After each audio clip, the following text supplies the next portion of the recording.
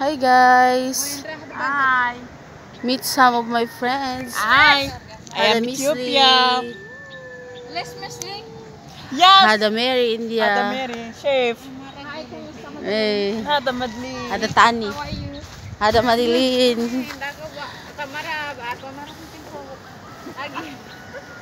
Hada Helen. Hi. Yan. Yan si Madeline. Ang pinakamaganda sa balat ng lupa. Okay Yan. na sana. Si Madeline, yung pinakamaganda sa balat ng lupa. At yan si Helen the Great. Yan si Helen the Great. Her new name is Helen the Great. And this is Madeline, the fatty girl. Pati talaga. The fatty girl. And the other one is the swimming girl. Ang daming ano ba, oy? Oy, Miss Lee. Ayan, baho girl. Hala, baho girl. Nanakaw girl pass. Hala, Diyos ko, mubuang kayo, oy. Miss Lee, Ay, you're... gutom girl bag. Miss Lee, you like swimming. Miss Lynn! Yes. Hi. Hala, Diyos ko. Oh my goodness. Hi. Sino naman to, Marilyn? How are you? Bye. Kumusta? Mabuti. Mabuti. Na, siya rin naman nagtanong ng kamusta siya rin. He knows how to make us Siya nagtanong na ha, kamusta daw, mabuti. Siya rin, rin lang ang nagtanong. wow. Yan, si Madeline daw, pumuti na daw siya. Yan. Walang basilin. La kalyo pamur. Eh, dami nga sa akin kalyo eh. Yan ang abuti natin. Wala na kasi foods pa. No. Kinakalyo ako sa Pilipinas, pero dito hindi. Kaya lang kinukurik kong ako rito. Sa Pinas makinis ako, tapos dito kinukurik kong ako dito. Yung ano, ewan ko ba, hindi ko alam. Sa Pilipinas, hindi man ako allergy sa sardinas, sa mga tuna, sa tuyo. Tapos dito, every time na kumain ako, nangangati ako guys. Nangangati ako. Hindi ko ba alam, ewan. Dahil nga siguro ano, secret. Dahil nga siguro nung panahon ng nagka-allergy ako, 3 beses ako bumalik sa paggamutan, ang dami kong pantal. Simula noon, ano na siya ngayon, kada kumain ako ng yan, sardinas. Pero ang sanhi naman ng allergy ko nung time na yun ay hindi ko alam na yung kanin, kasi uso pala dito yung nagluluto sila. Tapos alam mo yung giniling na hipon pala, hindi ako kumakain ng hipon since noon. Pero nakakain nata ako unti. Tapos yun ang nangyari. Nagka-allergy ako. Tapos 3 times ako pumunta sa paggamutan. Ayun, di pa rin ako gumaling. Tapos basta merong ano siya, antibiotic ata na injection sa akin. Doon gumaling na siya. Tapos every time na kumain ako ng mga ganyan, kumain ako ng tuyo, ng sardinas, ng tuna, yan, allergy na ako guys. Kaya ang dami ko talagang mga pantal sa sa braso, ganyan. Yung medyo makinis kong balat unti ay naging galisin na. Yan. Pero sila, ano yan, makinis yan sila. Si Helen, yan si Madeline. Na, makinis. Pero Si Madeline. Yan. Sa akin naman, ang makinis lang sa akin ay ang mukha ko. Pero noon, makinis naman itong mga braso ko, pati likod ko. Hindi ko nga alam bakit naging kurikungin ako ngayon. Yan. Yung likod ko lang malinis. Hindi ko lang alam dito sa mga kasama ng ibang lahi kung may kurikung rin ba ito. Baka sa puwet meron kurikung. Yala, sawi dancing. Sawi video. Hindi na. Yang mga kasama na, may kasama yung tagaluto ng lola ng alaga namin. Sila ay Indiana at Ethiopia. Si Mary at si Miss Lynn. Mahilig ka, Madeline. Yan si... Ito naman. Meet my new friend. Meet my new friend, Madeline. She's Egyptian. Ha? Egyptian? Then meet also the other friend of mine. She's American. Sabi ko. She's American. His name is Helen the Great. And this is Egyptian, Madeline. Egyptian. Sabi ko. Gusto Can you I don't know how to Hindi pala siya marunong mag-Egyptian. Hindi pala siya Egyptian. Pinay pala siya. Kaya ba? Bisaya pala daw siya. Hindi siya Egyptian. Si Madeline, yung pinakamataba dito sa amin. Yan siya. Ano sabi mo, Tile? Si Helen naman, she's American girl. No! American girl. Na lalaki. American girl from Cabancalan City, America. Yan si Helen. Saway ka doon ka? Hindi naman masyado. Medyo lang. Medyo lang. Yan sila ang aking mga magagandang kasama. Tropa mo kaya maganda.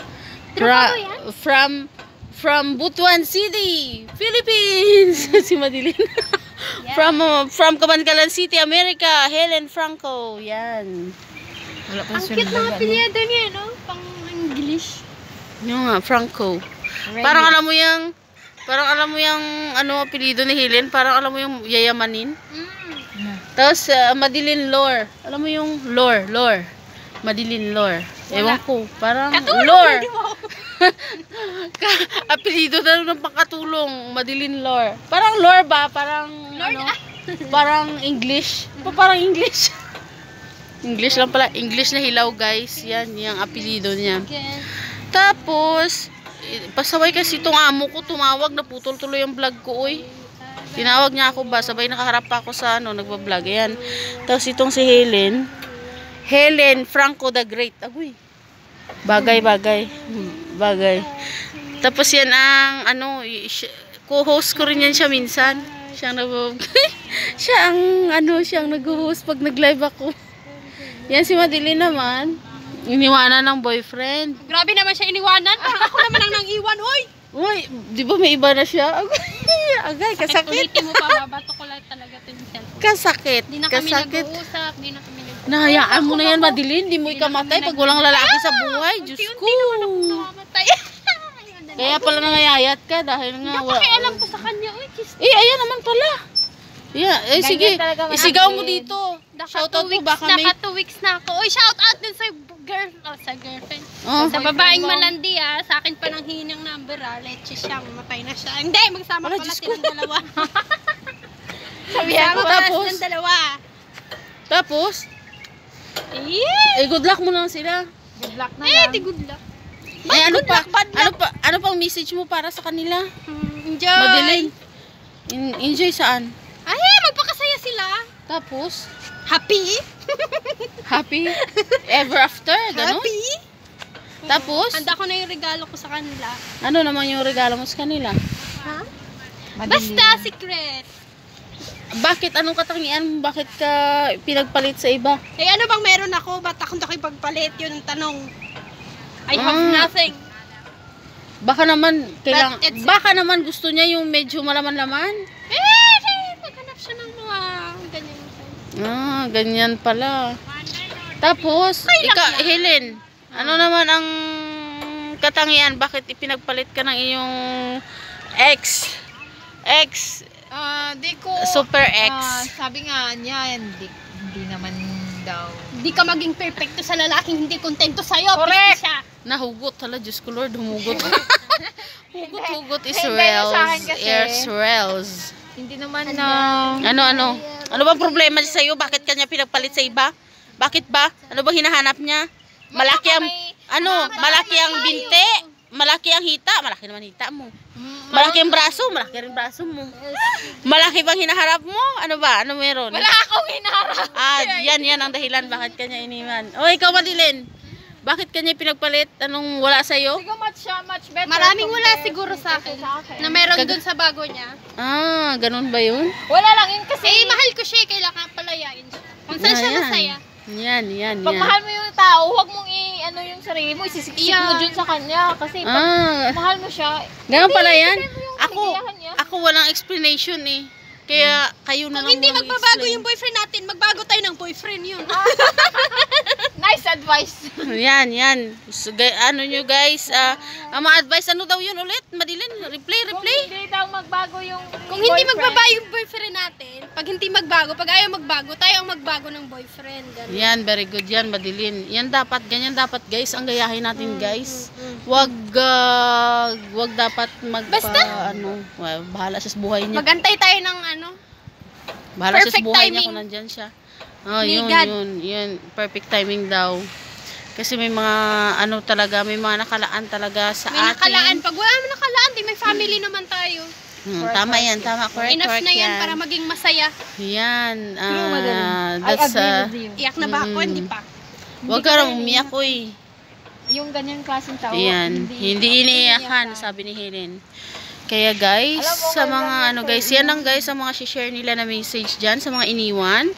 Sa iniwan, kagaya kay Helen, kagaya kay ba't Madeline. Ako, Mga mas iniwan. nasaktan. Ako yung iwan. Ngayon. Pero Manahimik, siya, manahimik. Huwag na kukontra sa mga sa vlog ko, uy. Kaya, yan lang Huwag mo mga... sabihin na akong iniiwan kasi Tahimik! Tahimik, tama na.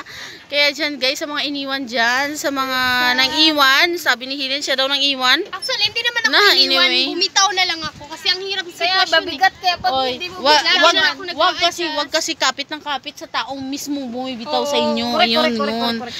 Kaya yan guys, itong guys, ang vlog ko guys ay about sa mga hugot-hugot guys, sa mga iniwan, ang iwan at Iwanan pa lang. iiwanan pa lang guys. Kaya maghanda-handa na kayo guys. Yun nga ang kasabihan nila. Wag mamahal daw ng OFW kasi pupuyatin ka na nga lang, iiwanan ka pa. Yun guys. Yan lang ang mga advice ko sa inyo. If you like my video at kahit hindi nyo like ang aking video, please watch and share. Like and share guys. And please subscribe my channel and click the notification bell para updated kayo sa aking mga videos. Thank you so much guys. Sana magustuhan nyo ang aming mga conversation. Yan. Bye-bye. Bye bye.